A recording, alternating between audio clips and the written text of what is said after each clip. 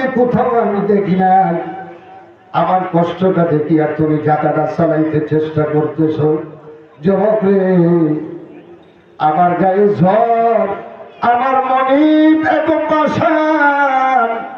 আমার মনিব যদি যে টাইম আমাকে দিয়েছে সেই টাইম মতে যদি আমি পৌঁছাইতে না পারি, বানগায়া পৌঁছাইতে না পারি, তাহলে আমাকে প্রহার করবে, মাইক দূর করবে।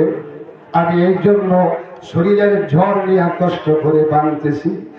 আল্লাহ নবী রেখে বলেন তোমার কষ্ট করতে হবে না। যাতারা নবীদের হাতে নিয়ে কিছুক্ষণের মধ্যে যখন আধাগুলো ফেসে ফেললেন, তারা বস্তা করিয়া নবীজি বললেন, ও মা, চলো যাই তোমার মনিবের বাড়িতে, আমি আধার বস্তাটা মাথায় করে নিয়ে দিয়ে আসি।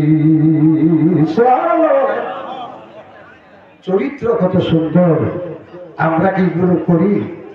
হ্যাঁ, মহিলা মরিয়া যান, এর দেখি আমরা করতে হবে, বুড়া বেটা মরিয়া যান, আমার কি এগুলো করতে হবে? এটার নাম হলো দিন, ইসলাম।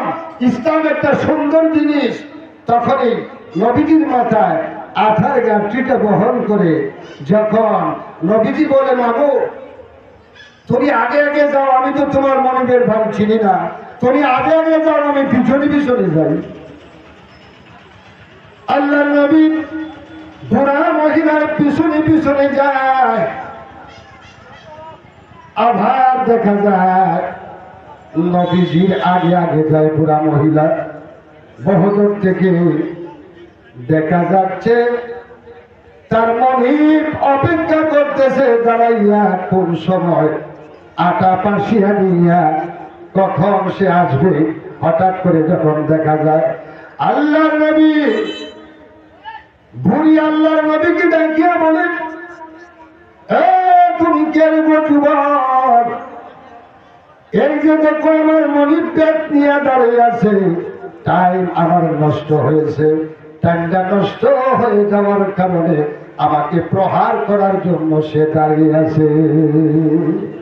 আল্লাহ নবী কি বলেন, তোমার কোনো ভয় নাই, চিন্তা নাই, তোমার কোনো ভয় নাই, চিন্তা নাই, কারণ আমি যখন যুবক আছি, যেভাবে হোক সেটাকে সংশোধন করে দিব। নবীজি যখন কাছে গেলেন তার মনিবের, তখন বুড়িকে দমকাইতেছে তার মনিব, হে বুড়ি, তোর সময় এত লাগলো কেন? যুবক দেখি বলি, তার গায়ে এত জ্বর, সেই জ্বর নিয়ে সে আঠাগুলো বাঁচতে পারে না, বিদায় সেই আঠাগুলো আমার নিজের হাতে তাড়াতাড়ি করে তোমার বাড়িতে মাথায় করে নিয়ে আসছি।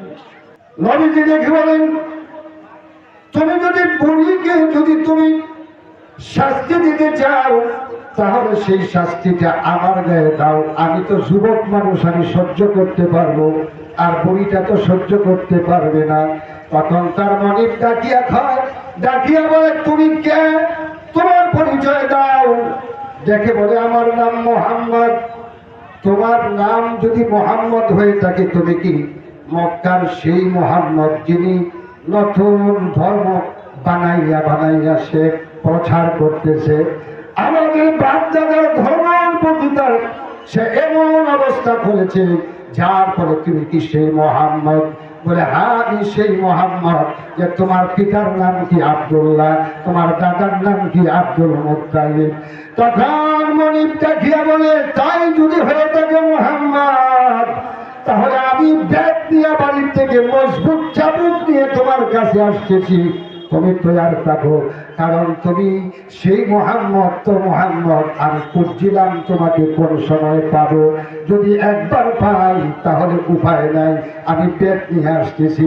যখন সে ব্যাগ নিয়ে চাবুক নিয়ে যখন মুহাম্মদুর রাসূলুল্লাহ সাল্লাল্লাহু আলাইহি ওয়াসাল্লামের কাছে যখন আসলো, কাছে আসার সাথে সাথে তখনই ওই যে মেয়েটার মনিব আল্লাহর হাবিবের পায়ের নিচে, আল্লাহর হাবিবের পায়ের উপরে পড়িয়া সে বলতেছে, লা ইলাহা ইল্লাল্লাহু মুহাম্মাদুর রাসূলুল্লাহ।